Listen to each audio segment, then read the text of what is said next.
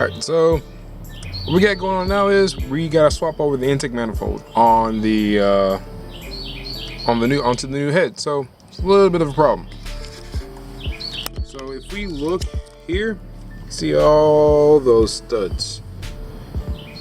And in a second, we'll look at the new one and we won't see those. So what we may have to do is, since the new head has a lot of exhaust studs and not really any intake studs, and this one's the opposite, you might just have to use the bolts that were on the exhaust for the intake and then vice versa. Should work.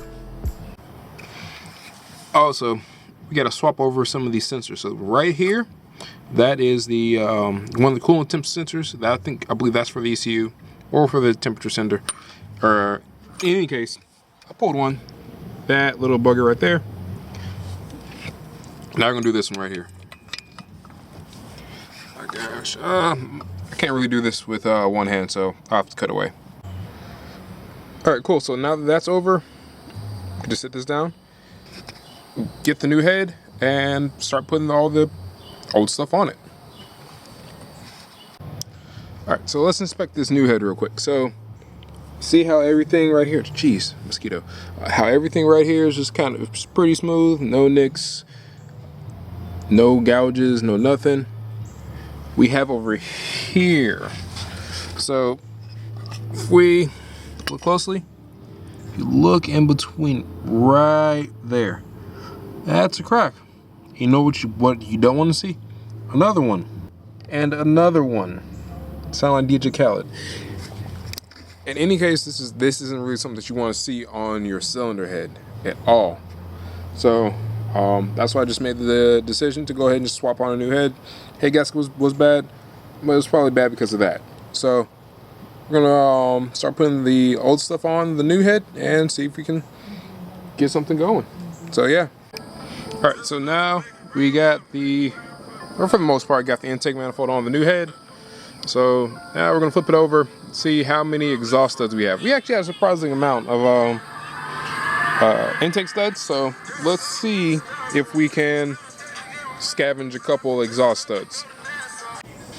All right, so what we're doing now, we're going ahead and try and clean off some of the surface. So there doesn't appear to be any damage anywhere. So all we have to do now is just kind of clean things up, kind of scrape up some of this old material like I've already been doing.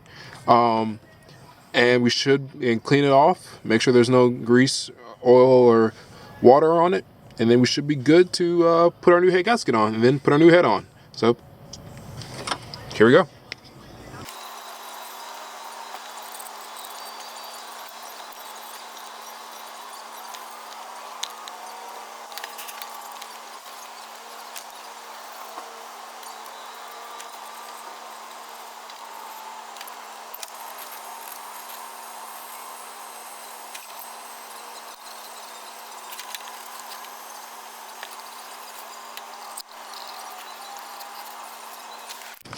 All right, so you got most of the hard stuff cleaned off, so we just got to clean off the, go over it with some alcohol and we should be good to go.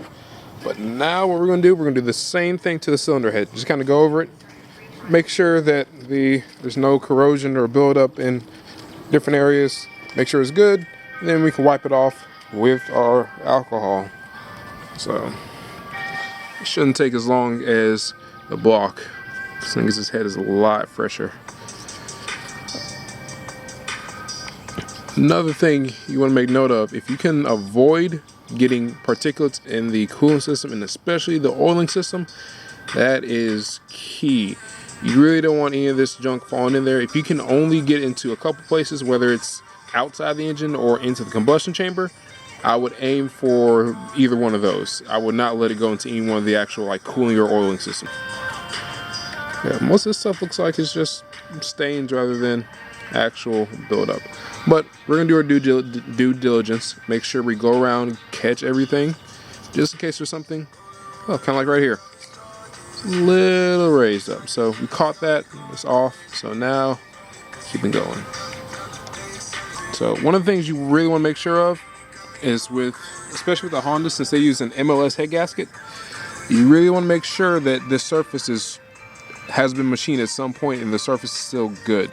The MLS head gaskets require a very, very smooth surface to seal to properly. So although they can help seal, they can seal up kind of small imperfections.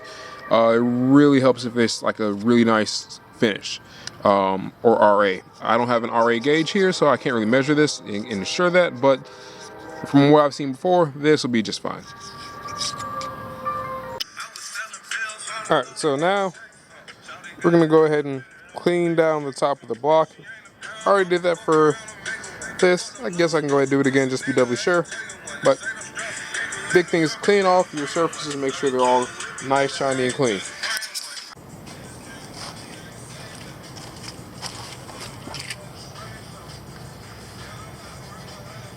Make sure you get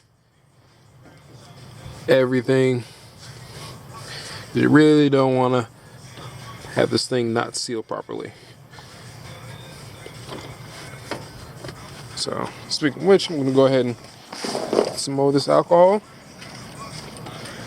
Now, you can use engine cleaner, isopropyl alcohol, as long as it's kind of a high content. This is 91%, so this should work fine. Any kind of solvent should work fine too. So it doesn't have to be engine cleaner or something super specific. It just has to, you know, take off grease and grime. And that's it.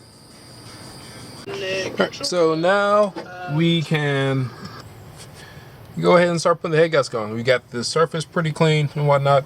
There's a couple little stains in there, but nothing that should affect the sealing surface. We have our head clean. So now, put this thing back together. So let's see how it goes. Ooh, tripping. Ooh.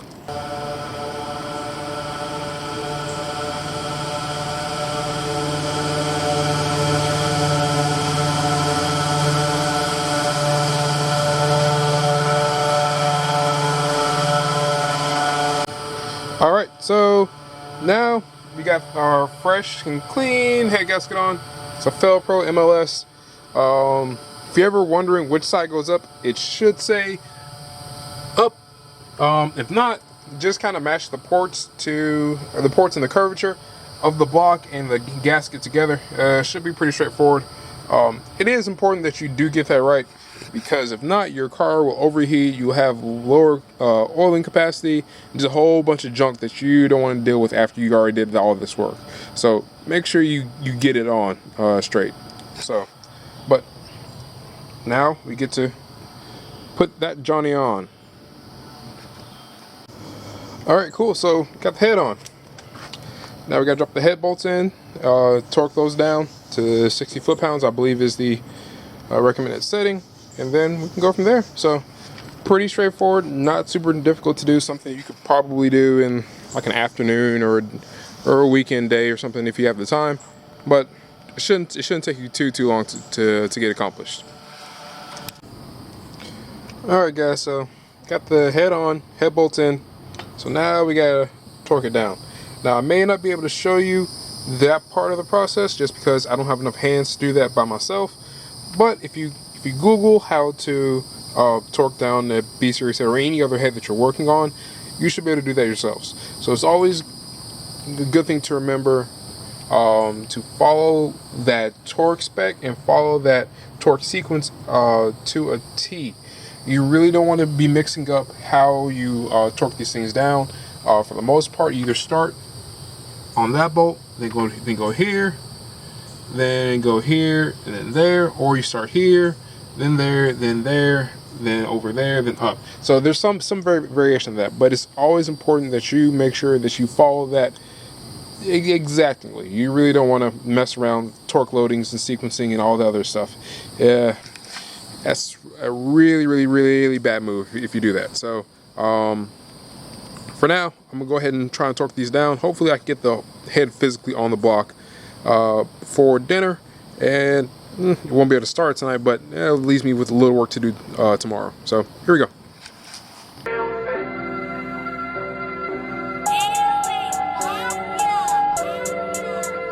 Money bags, money bags.